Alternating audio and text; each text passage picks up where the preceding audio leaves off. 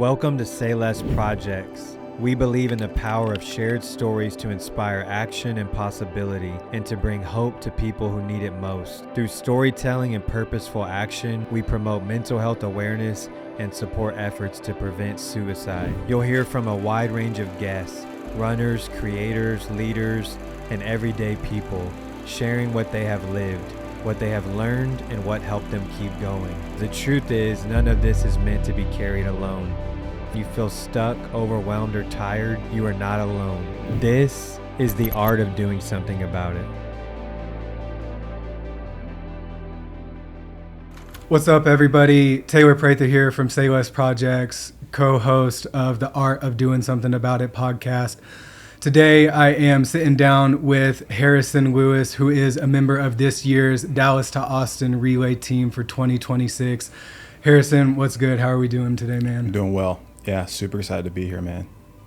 Awesome. Well, appreciate you coming on. Looking forward to learning a little bit more about your journey and why you chose to say less and say yes to this project. So one thing that I do have to say is when I was first told that a guy named Harrison Lewis was participating in this, I was like, that sounds like a 5-time NFL Pro Bowl strong safety. Like, that's a really strong name. Oh, man, thank you. Yeah, so I got to make sure that I do this guy justice. But I know that you are founder of a group that kind of centers around movement called Grind.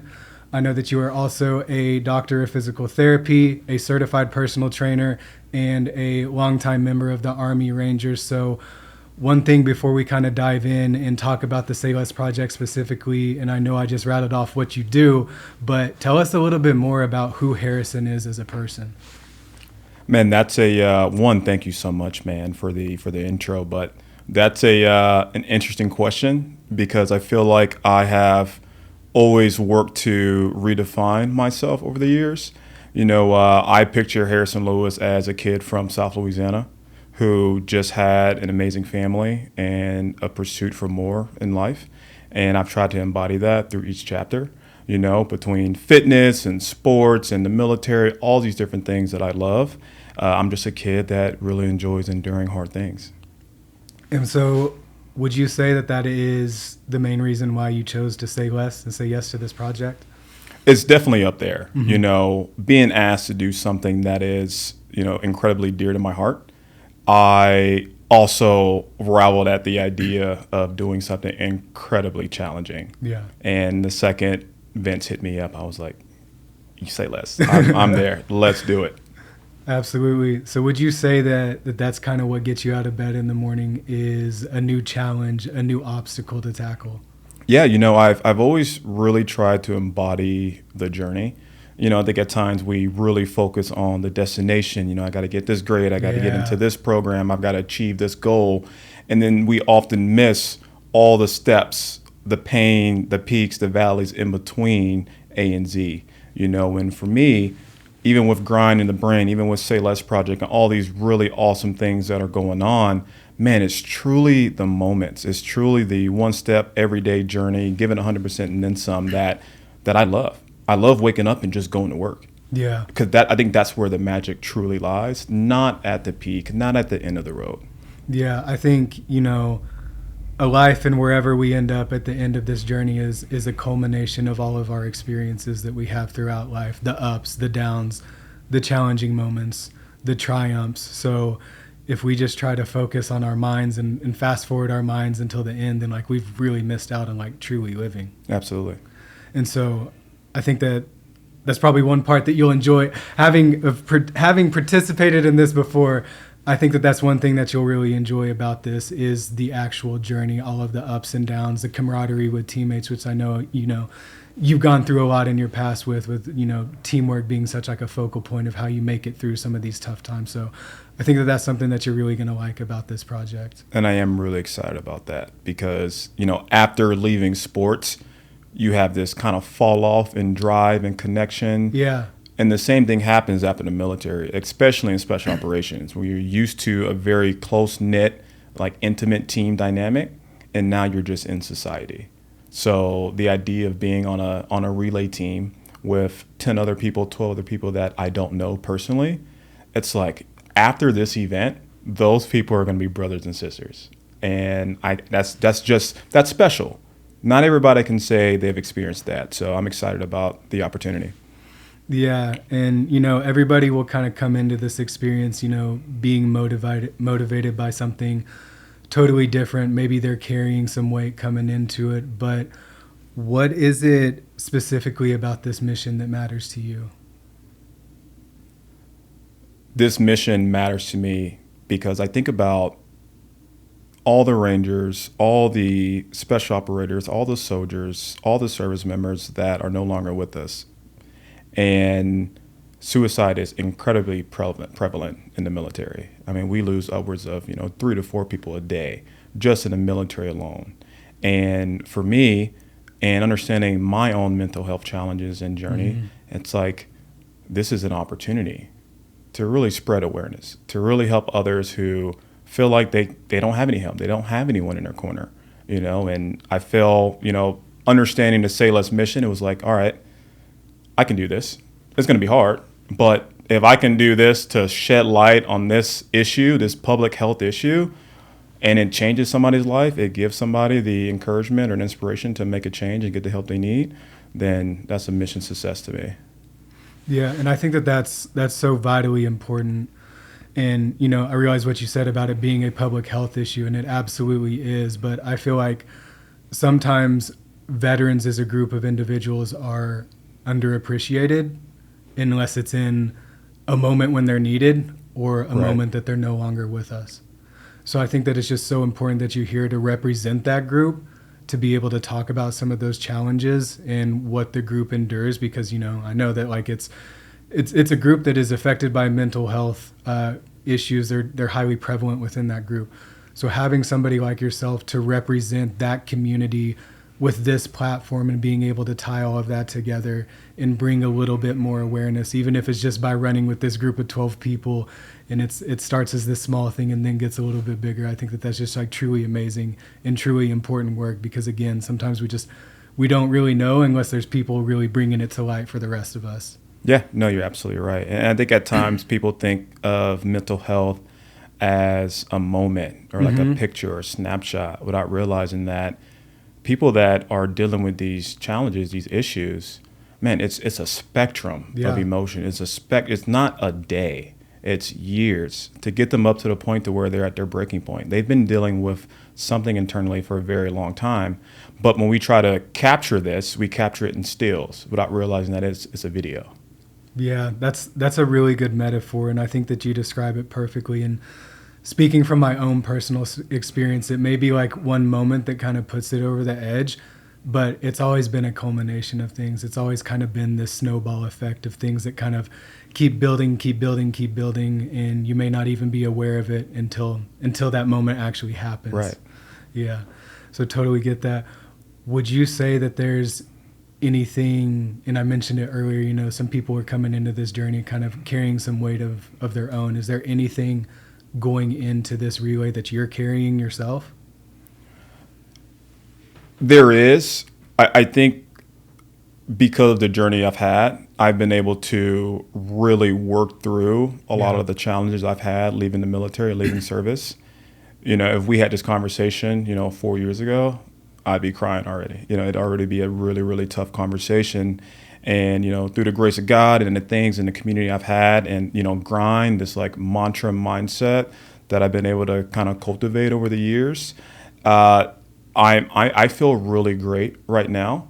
But, I really carry forward some of the relationships I've had in my life. Yeah. Being a Ranger, I lost my roommate, my best friend, Carter Bednarzik.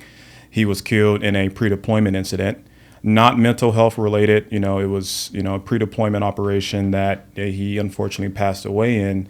But after his passing, our ability to build a community and build a nonprofit organization around mental health, Rangers dealing with the struggles of transitioning out of service. I carry those people with me. I carry Connor's memory with me and just the goals and the ambitions his family has now that he's gone. Yeah, I think that, and I mentioned a little bit earlier that you just like carrying this torch for veterans and advocating for that group, but making it like personal is often like super motivating, and like those are like the types of conversations that I think are difficult to have. So I think even just like having the conversation here today is like, I would hope, and I don't mean to make assumptions, but for you, like really just shows like a step in your journey of like growth and starting to come into your own. No, absolutely. And I still struggle day to day. Yeah. You know, there's some days where I'm just incredibly depressed, or, you know, business is challenging, and, you know, I'm a physical therapist. I work in, you know, multiple different practices right now, and it gets hard. I get heavy, I get down. But it's organizations like this, it's phenomenal people and, you know, running that actually helps me kind of see the light of day. So what is, on that note, and you know, I know that you're like a physical therapist, and so you help people like me when I'm injured or try to just prevent injury altogether. But Yeah. I like to kind of make this parallel, and we'll see if it rings true for you, that like, you know, we go see a physical therapist like when our body's in need. So, you know, why wouldn't we get help when our mind is in need too, right? Like we should be taking care of the whole of ourselves, the whole machine, the whole mind, the whole aspect of it. But what is one thing that you would share based on your journey about mental health that you would want others to know? That one, it's okay to get help whenever you need it. Yeah. At the beginning of your mental health journey, in the middle, wherever you're at, it's okay to go get the help you need. And also that mental health, or, you know, therapy, any type of therapy, not just physical, it doesn't have to be at the point of breaking. So true. You don't need to see a physical therapist after you've blown out your knee. You should be seeing a PT no matter what. You should be seeing a therapist no matter what, a mental health therapist no matter what. You should have a trainer no matter what, a coach. Like, you need these people in your life so that you can prevent the potential valley. Right. You know, they're going to come. It's inevitable. That's life.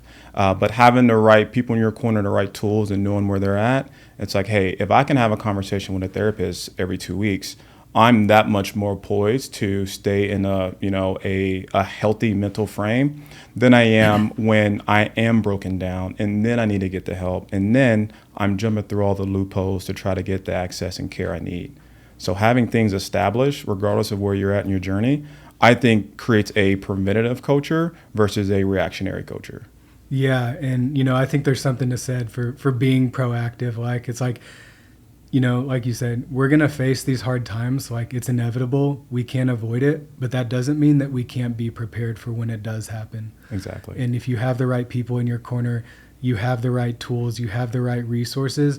Not that these hard times are going to be any easier, but it may help you just feel a little bit better about being able to face those challenges. Yeah, man. If I'm running over 10 miles, you know, I've got a gel on me. You know, like, I got a gel and I've got water in my pack because I know I'm going to need it. You know, it should be the same way for everything else. Absolutely.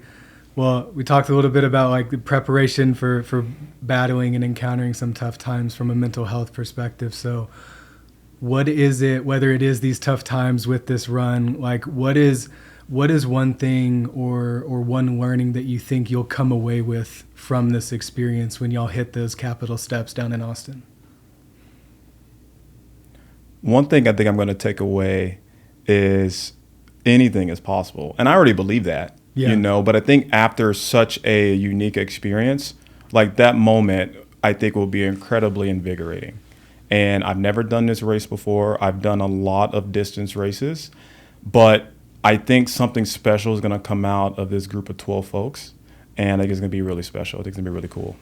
Yeah, I think, you know, just the whole experience of it, like, truly is something else. And I feel like there's always like, and I say always, one thing that's different from one year to the next, and we've only been doing it for 2 years, but I'm just really excited to follow along the journey and see what that one thing is for y'all that y'all kind of like go through and experience, because again, the experiences are so different. And I feel like everybody does come away with some type of learning or some type of lesson from that experience. And it may be one that we think we needed and we came into it trying to get out of it. It may be something that we could have never predicted before. And I think that, you know, aside from the reason that we're doing this to promote mental health and wellness and suicide prevention, just like the other piece of that and that experience of going through it and coming away with that learning is also one of the things that makes something like this just so special. Yeah. And I think we're all always searching for proof and validation for Yeah. our own capacity and potential, you know, and I think this race is an opportunity to validate that idea or belief in oneself. You know, I've never ran this distance before with a group of people. So I think that's proof that, you know, we all can keep going. Absolutely, man. I think I'm going to end it right there. What you said about just letting people have proof that like you can keep going. I think that that is a perfect note for us to end on tonight. But Harrison, I'm very much looking forward to you and your journey throughout this. Looking forward to see how you lead this team. I know it's going to be an amazing experience. For everybody else out there, make sure to stay tuned into Sayless Projects on Instagram. We'll be documenting that journey here in just a couple of short weeks. But Harrison, thank you again so much. Appreciate you, man. So thankful, man. I appreciate it. Thanks for tuning in to this episode. If this resonated with you, the art of doing something about it, I would love for you to subscribe to us on YouTube, follow us on Instagram at Sayless Projects. Also, we're a nonprofit. You can visit and learn more about us at saylessprojects.com and help us to continue to inspire action and possibility. And most of all, keep going.